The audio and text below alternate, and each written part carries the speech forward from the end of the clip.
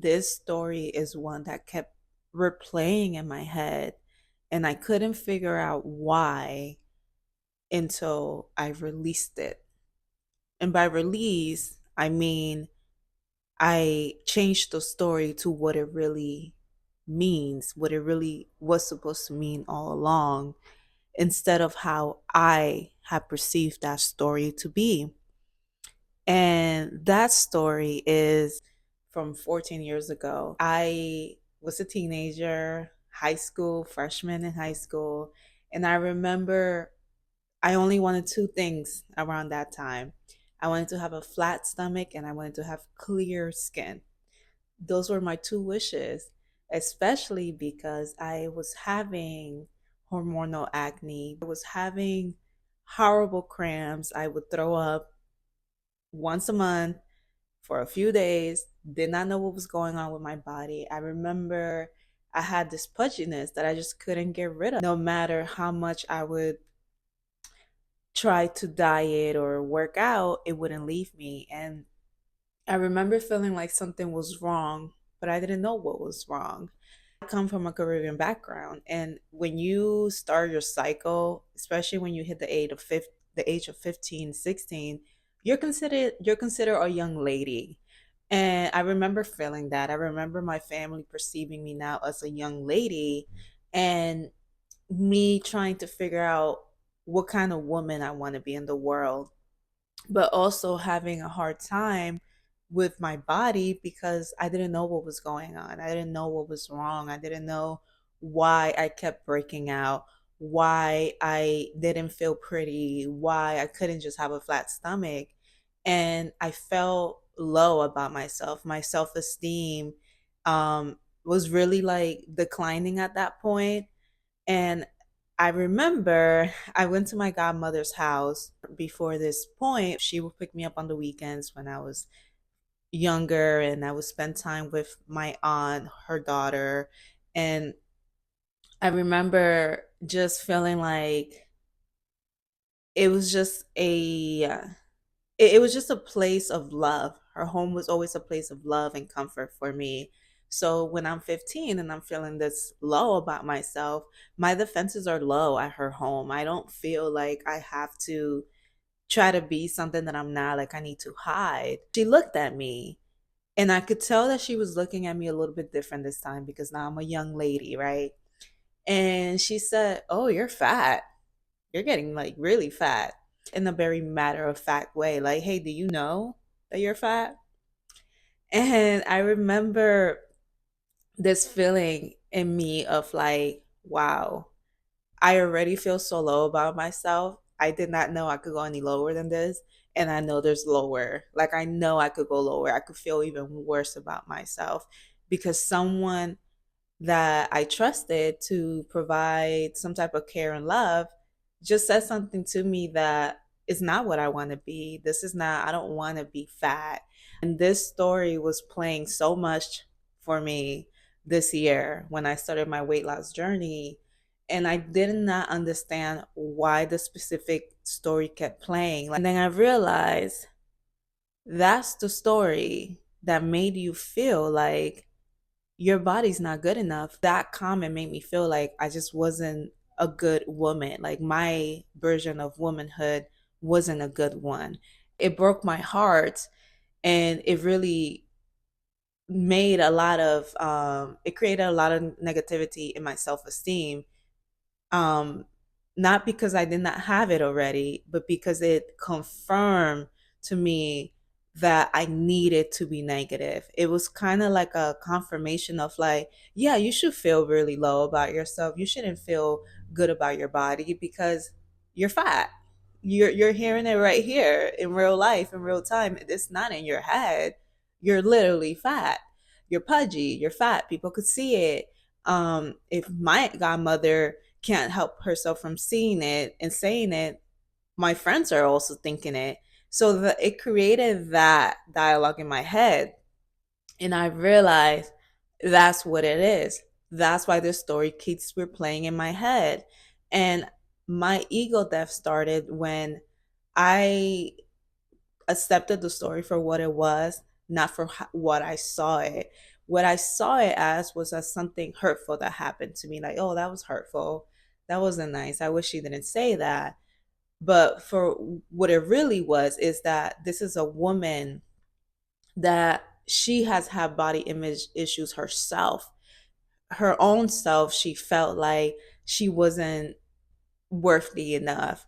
Like she felt like she needed to be a smaller woman because if she was anything bigger than that, she wasn't attractive, she wasn't beautiful. So her advice to me at 15 years old was, hey, watch your weight because another woman might look at you and feel like she's better than you of her because she's smaller. That was her advice from her own trauma, her own perspective, because that's what she dealt with growing up. She's from the Dominican Republic, and we know that Caribbean women, but more specifically Dominican women, I could speak on that a lot, is that there's a lot of care about what you look like. Is your hair done? Is your hair frizzy? Like this right now, to a Dominican woman in the Dominican Republic, my hair is crazy. How dare I come on screen and have my hair look like this? Have my hair so natural and with its kinks? How dare I do that? Because it needs to be slick, or if it's going to be curly, my curls needs to be, they need to be alive and they need to look real defined. So that is how beauty is looked at in the Dominican Republic. So I was able to see the story as that, as like, this is a woman that was born and raised in the Dominican Republic. And her idea of beauty is a thin body. So me at 15 with a chubby body, a hormonal body with acne is the opposite of what she always known. So for me, I was in a body that made me that was not safe for the world. For me, like it made the world unsafe. So her advice was, "Oh, you're fat. Let me tell you, so you can work on that." Because if you don't, somebody else is gonna tell you this, and it's really gonna hurt you. And that's how that worked in her mind for her, right?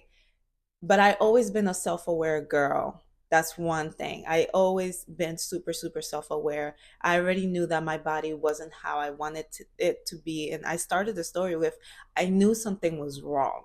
I knew that something was going on in my body because I felt like it wasn't normal for me to be throwing up. I felt something in there that was telling me that something was wrong, because no matter how much I worked out, no matter how much I would run and try to eat clean and restrict myself from eating foods, I just couldn't get rid of that pudginess. And so I knew something was wrong. I was that tapped into myself. And she didn't know that. And she did not know that her calling me fat just kind of made me feel like, oh, I really need to take more control of this thing. I need to control this. I need to control this. She didn't know that that was gonna make me, that was gonna trigger years of obsession, of body image issues. She did not know that. She said that from her own perspective because of her own life, her own journey with her own body, and her own background, her own culture. Like, yes, I am Dominican, but I was raised in the United States. So my idea of beauty is going to be a little bit different from her idea of beauty when she was 15, right? So I was able to see that story in that perspective. I was able to see that story and no longer feel triggered or like upset by it. And instead, I was able to just see her as a person, just as a person. And I was able to release the story and say, this was never my trauma or my negative belief system to carry. This was hers that she projected onto me. I took it and I just ran with that. And it had nothing to do with me. Like that comment, you're fat, you're getting fat, had nothing to do with me and everything to do with her, her own identity, how she felt in the world. And that's the kind of ego death that I hope that as anyone is on a weight loss journey that's been dealing for years and years and you just don't know what to do, I hope that that's the kind of ego death that everybody has, because it's, you release so much weight that you had no idea that you were carrying, and you finally get to excel. Yeah, I did not know that I was holding my breath with this in it. I did not know that. And when I finally went like, it felt lighter because I realized that was never my story. So weight loss and ego death go hand in hand. They really do. At least in my journey, it has been something that goes hand in hand. So an ego death is really our ego telling us this part of me is not necessary. I'm doing more harm than good.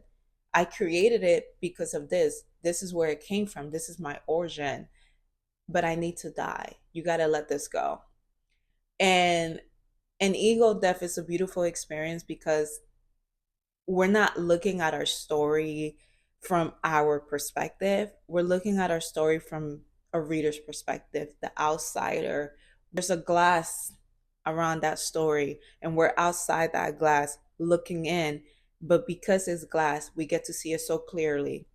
And I am now someone that believes the truth will set you free. Now, I understand that saying a little bit deeper in the sense of like, I really get that the truth sets you free because it shows you what the story really is. Not what you thought it was, not even what the person in the story wanted it to be. So it has nothing to do with what she wanted it to be, but instead, I was able to see the story for what it really is, for what it really was. And that has helped me. So now I'm able to also see that that story has also helped me be more honest with myself, but not in a like way where I'm criticizing myself because we feel like, oh yeah, I'm my worst critic and I'm blunt. It's not like that. I see the truth in a whole other version now. Like I see it in the sense of like I am a girl that has had body issues for such a long time, and I'm honest about it with myself now. I'm able to look back at situations where I was faking confidence when I really wasn't confident, where I try to take up in space in the room where I felt like I was just masking and masking and masking. And now I get to really be honest with myself and say, well, that was just me trying to find safety while not knowing what safety was. And that truth has set me free because now I get to work with something. Now I get to be like, okay, so what it is say if I never knew what safety was, that means that I get to go on the journey of figuring out what safety is for me. How do I comfortably take up space in the room and not mask? How do I not become somebody that I'm not and actually am somebody that I actually am? And who is that? Who is that person?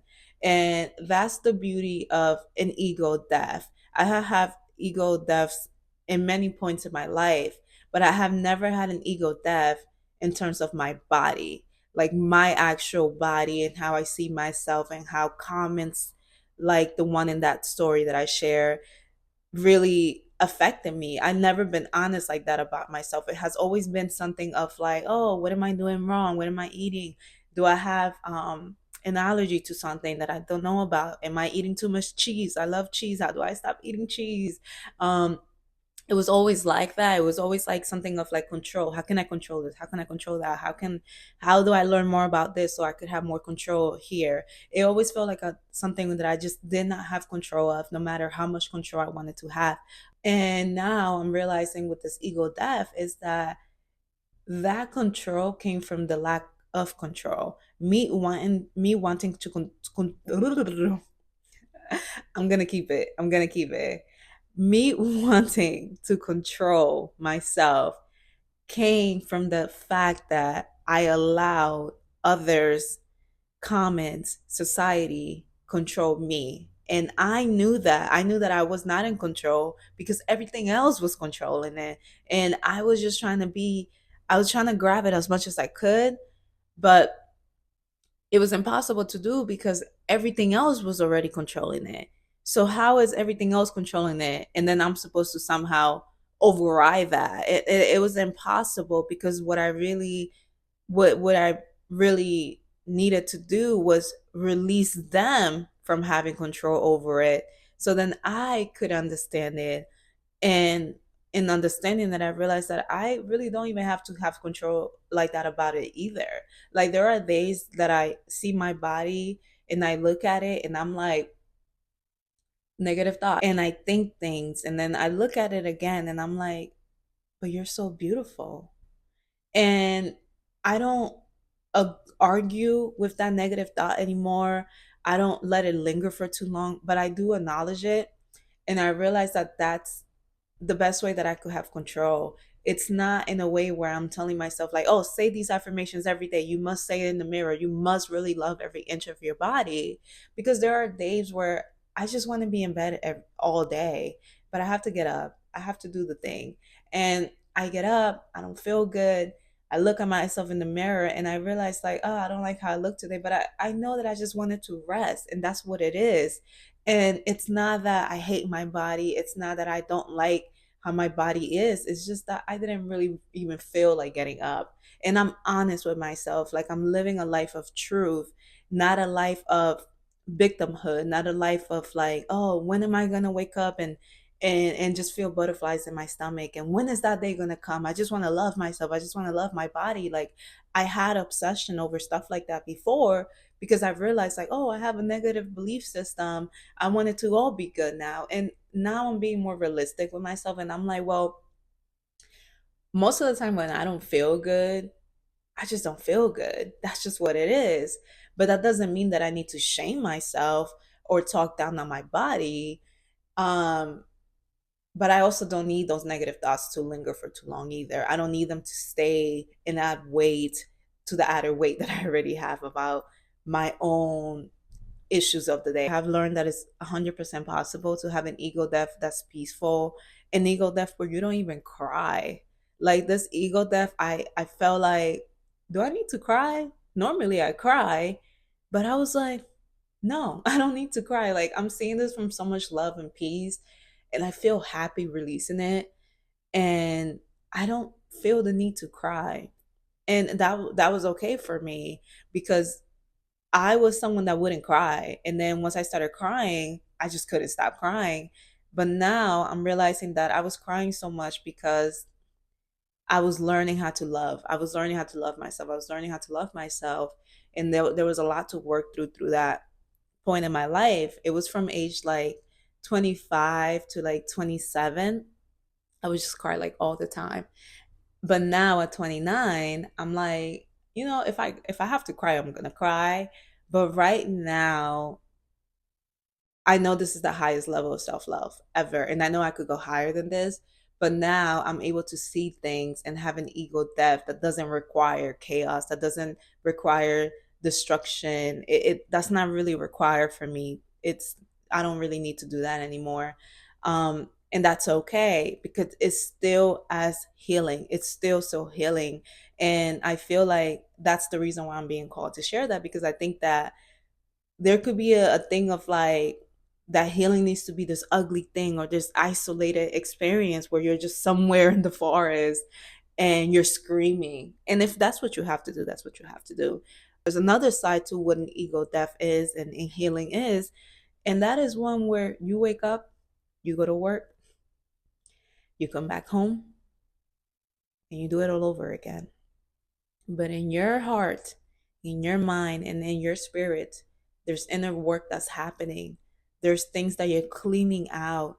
And no one sees that because everybody just sees you as the person that's going to work, as the car driving next to them. And they don't know that you have all of that going on, that you're cleaning and you're healing and you're having an ego death. And it looks peaceful, and it could be peaceful. And I think that there's different versions of what healing could be because we think that we need to know what something looks like to do it.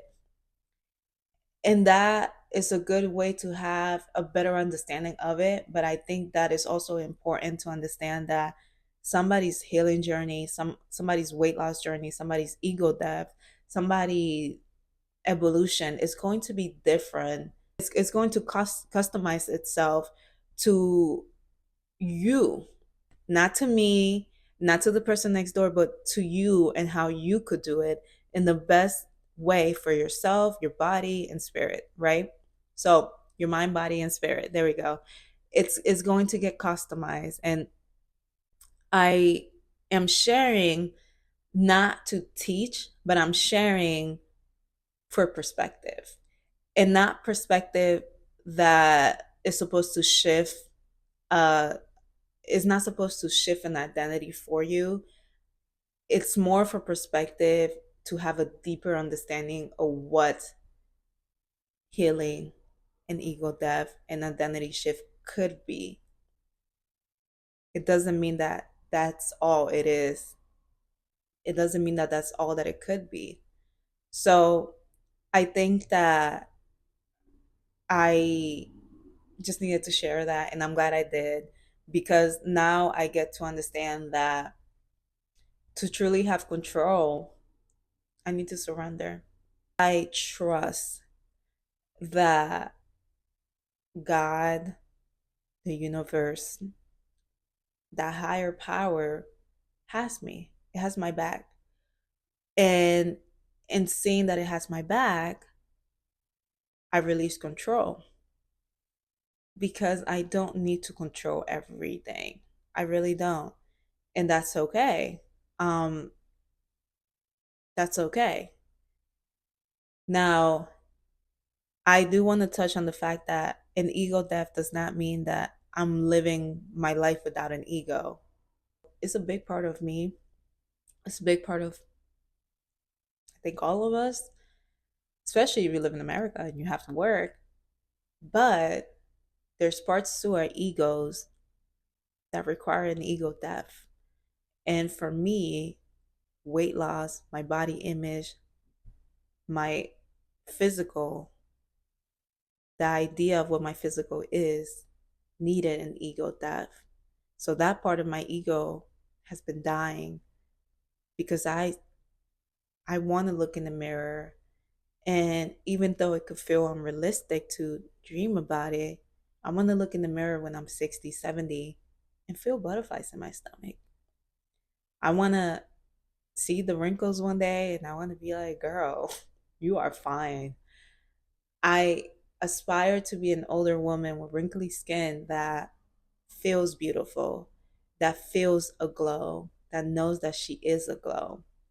That's who I aspire to be. And I know that I need an ego death because my ego, in terms of body image, was born at 15. It was full blown at 15. And from there, it's just been a mess up until this point. And I realized that if my goal is really to see myself at 60, 70 and see the wrinkles on my skin and love myself, how am I supposed to do that is if for from 15, where I was 14 years younger than I am now, I didn't even know how to do that. How am I just supposed to get like that, get to that?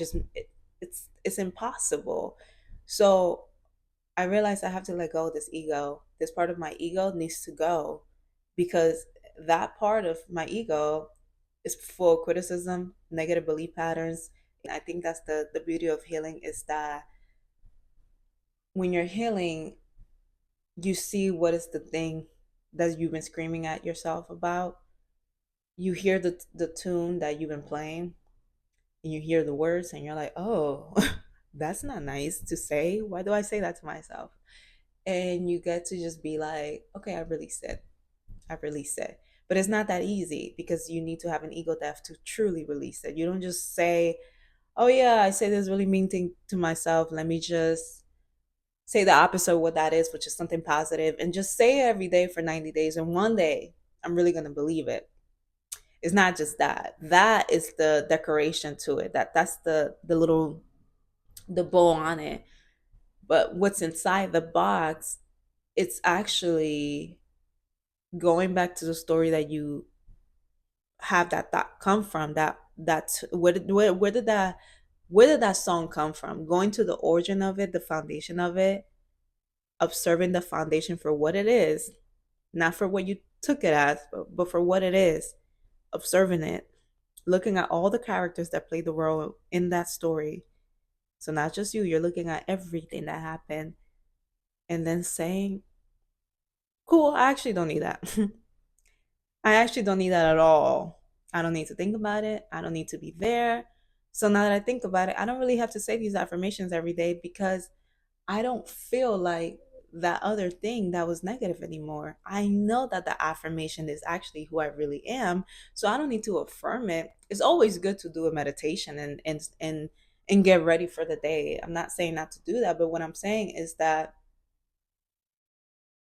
ego, when you tell ego that it is the opposite of what it has always been, it's going to yell at you even more. If you're looking in the mirror and you're saying I am beautiful and your ego feels like you're not beautiful, your ego is going to yell at you, shut up, you're ugly.